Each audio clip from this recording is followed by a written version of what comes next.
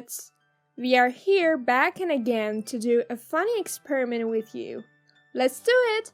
Here we have ingredients: a tube of detergent, black and blue dye, red and yellow dye, an ordinary plate, a glass of milk, several baby cotton buds. Step 1.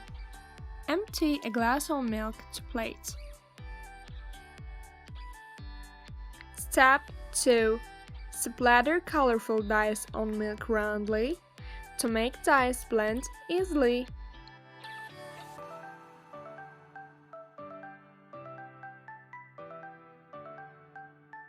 Step 3.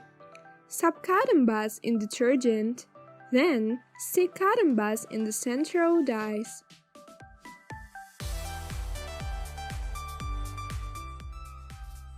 Can you see the harmony of colors?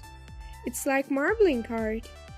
In this experiment, we learned how detergent and dye react with each other.